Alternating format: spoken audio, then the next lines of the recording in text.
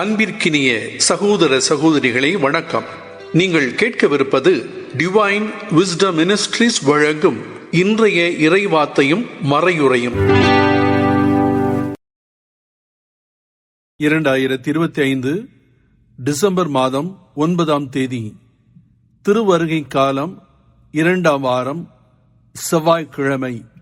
முதல் வாசகம். இறைவன் தம் மக்களை தேற்றுகிறார். இறைவாக்கினர் எசாயா நூலிலிருந்து வாசகம். அதிகாரம் 40, இறைவசனங்கள் 1 முதல் 11 முடிய.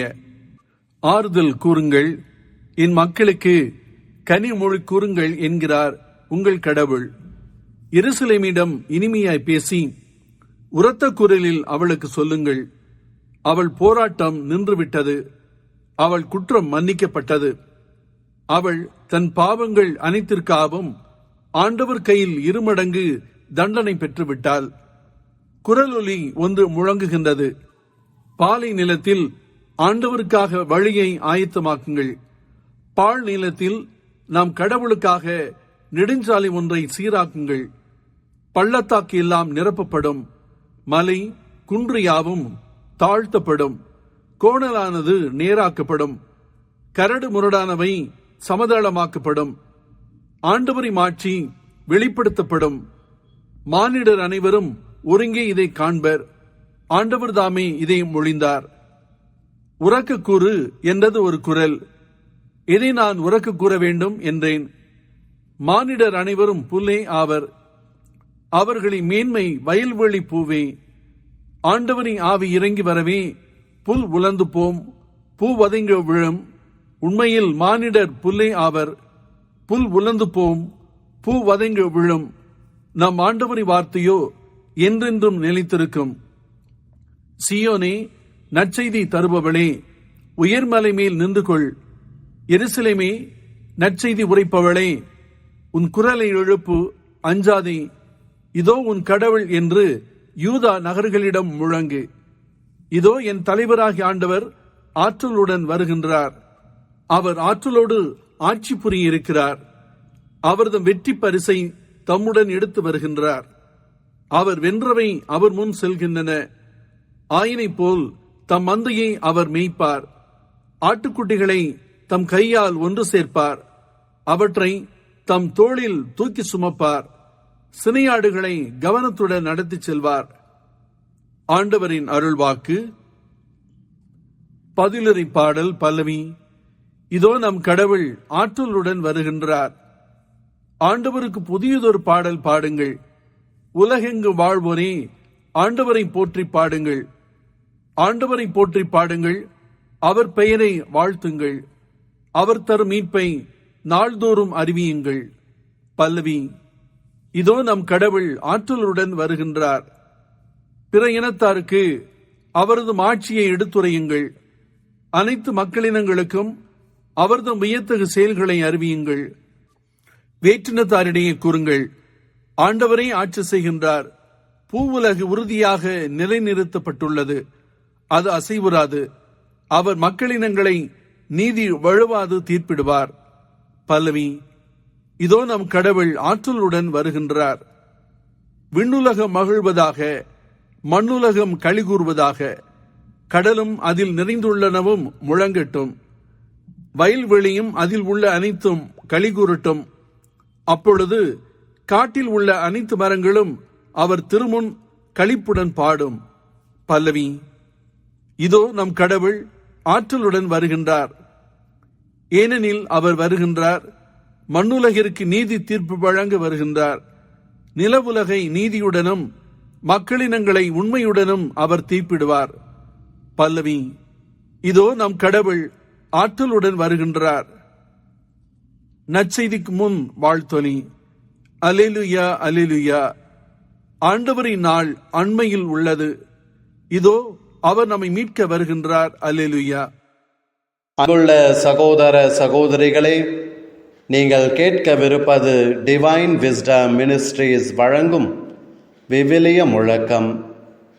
2025 டிசம்பர் மாதம் 9ஆம் தேதி, திருவருகை காலம் 2ஆம் வாரம், செவ்வாய்க்கிழமை. ஆண்டவர் உங்களோடு இருப்பாராக. மத்தேயு எழுதிய தூய நற்செய்தியிலிருந்து வாசகம். அதிகாரம் 18, இறை வார்த்தைகள் 12 முதல் 14 முடிய. இந்த நிகழ்ச்சியை பற்றி நீங்கள் என்ன நினைக்கிறீர்கள்? ஒருவரிடம் இருக்கும் 100 ஆடுகளுள் ஒன்று வழி தவறி அலைந்தால் அவர் 99 ஆடுகளையும் மலைப்பகுதியில் விட்டுவிட்டு வழி தவறி அலையும் ஆட்டை தேடிச் செல்வார் அல்லவா?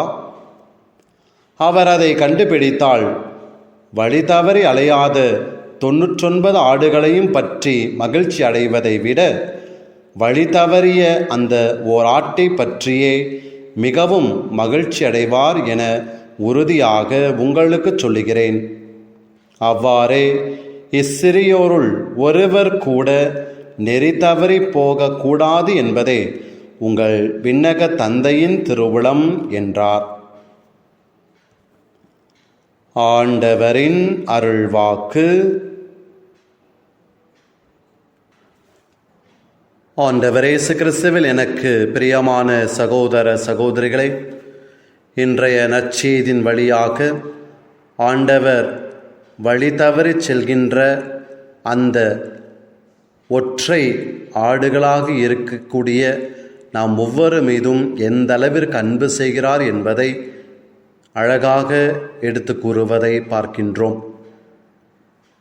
மனித அடிப்படையில், மனித அறிவில் பார்த்தோம் என்று சொன்னால், என்ன இவர் இப்படிப்பட்ட ஒரு ஆயராக இருக்கிறாரு, ஒரு ஆடு தானே, போய்விட வேண்டியதானே, இல்லை விட்டுட்டு போக வேண்டியதானே அப்படின்னு நம்ம நினைப்போம். ஆனால் ஆண்டவர் பாருங்கள் எந்த அளவிற்கு நம் மீது கருணை அன்பு கொண்டவர். நாம் ஒவ்வொருவரையும் காப்பதற்காக 99 ஆடுகளையும் விட்டு நம்மை பின் செல்கின்றார், நம்மை தேடி அழைகின்றார். அதுதான் ஆண்டவருடைய இதயம். என்னுடைய மகன் மகளை எப்படியாவது நான் என் பக்கம் கொண்டு வர வேண்டும் என்று சொல்லி அலைந்து திரிகின்ற ஆடாக அவர் மாறுகின்றார். ஆயனாக இருக்கின்ற அவர் நம்மை காப்பதற்காக அவர் பாருங்கள் எந்த அளவிற்கு சிரமம் எடுக்கின்றார் என்று. இதன் நற்செய்தியை மட்டுமல்ல, விவிலியத்துடைய எல்லா பக்கங்களிலும் பார்க்கலாம் நாம் கடவுளுடைய கண்களில் எப்பேற்பட்டவர்கள் என்று. எரேமியா புத்தகத்திலே நாம் வாசிக்கின்றோம், தாயின் கருவில் உருவாகும் முன்பே நான் உன்னை தேர்ந்து கொண்டேன். நற்செய்தியிலே நாம் அழகாக வாசிக்கின்றோம், உங்கள் தலைமுடி ஒவ்வொன்றும் எழுதப்பட்டுள்ளது.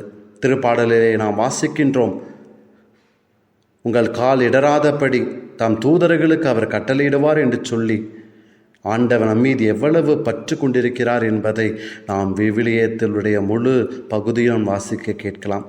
அந்த வகையில் இன்று நற்செய்தியும் ஆண்டவர் வழி தவறி செல்கின்ற ஆடுகளாகிய நம்மீது எவ்வளவு பாசம் கொண்டிருக்கிறார் என்பதை நாம் பார்க்கின்றோம். அந்த ஆயனுக்கு நாம் குரல் கொடுப்போம், அந்த ஆயனுக்கு நாம் செவி சாய்ப்போம். அதன் வழியாக ஆண்டவருடைய அருளை நாம் பெற்றுக்கொண்டவர்களாக வாழ்வோம். அதன் வழியாக ஆயன் இயேசு உண்மையிலேயே மகிழ்ச்சி அடைவார் என்பதில் எந்த அளவும் சந்தேகமில்லை. ஆகவே பாருங்கள், என் நற்செய்தி கூட அழகாக முடிக்கப்படுகின்றது. ஒருவர் கூட நெறி தவறி போகக்கூடாது என்பதுதான் தந்தையின் திருவுளம் என்று. ஆகவே நாம் எல்லாருமே நிறைவாக ஆசீர்வதிக்கப்பட வேண்டும். எல்லாருமே ஆண்டவர் நம்மை பார்த்து வலது பக்கமாக செல்லுங்கள் என்று சொல்லி நம்மை ஆசீர்வதிக்கப்பட வேண்டும் என்று ஆசை கொள்கின்றார். அப்படிப்பட்ட ஒரு உன்னதமான வாழ்வை நாம் தேர்ந்து கொள்ள ஜெபிப்போமா? நல்ல ஆயனாயிருந்து எங்களை வழிநடத்துகின்ற அன்பு தந்தையே இறைவா, இதோ நாங்கள் வழி தவறி செல்லக்கூடாது என்பதற்காக நல்லாயனாக உமது திருமகனை இந்த உலகத்திற்கு அனுப்பினீர். அதற்காக நன்றி சொல்லுகின்றோம்.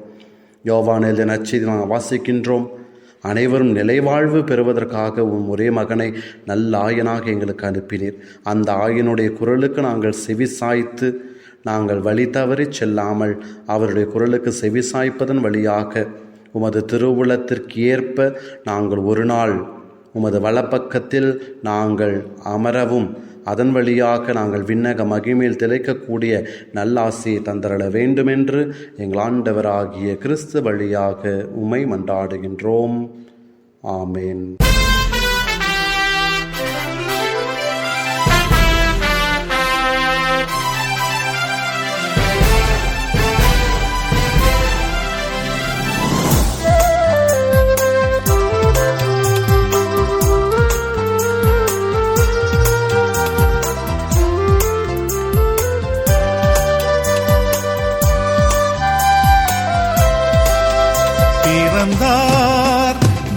பாலகன் பூமியில் பிறந்தார், நிறைவாய் புது வாழ்வினை உலகுக்கு அளித்தார்.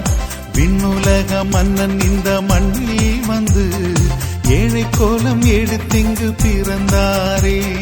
விண்ணுலக மன்னன் இந்த மண்ணில் வந்து ஏழை கோலம் எடுத்திங்கு பிறந்தாரே, பிறந்தார்.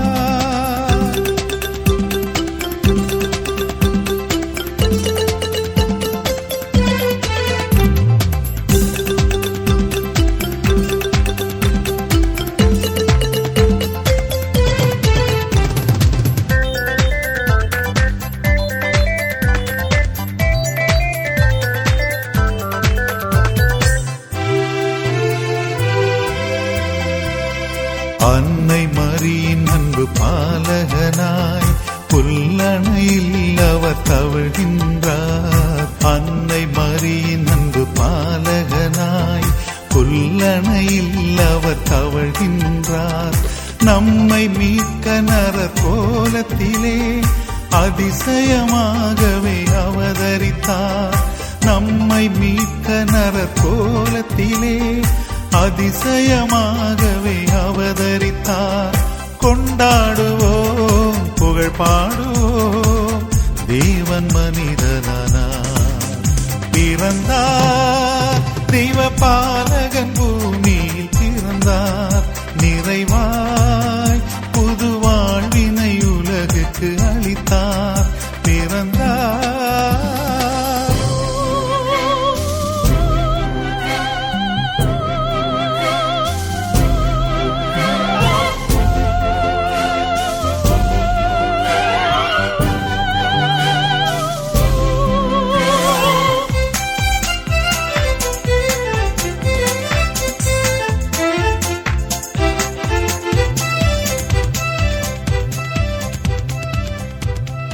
குளிரும் பனியில் அந்த குடிலினிலே கந்தை துணியுடன் முன்னணையில். குளிரும் பனியில் அந்த குடிலினிலே கந்தை துணியுடன் முன்னணையில்.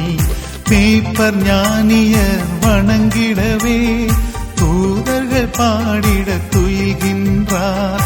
மேய்ப்பர் ஞானியர் வணங்கிடவே தூதர்கள் பாடிட துயில்கின்றார்.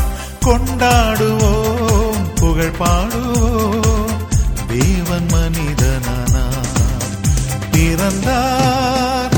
தெய்வ பாலகன் பூமியில் பிறந்தார், நிறைவாய் புது வாழ்வினை உலகுக்கு அளித்தார்.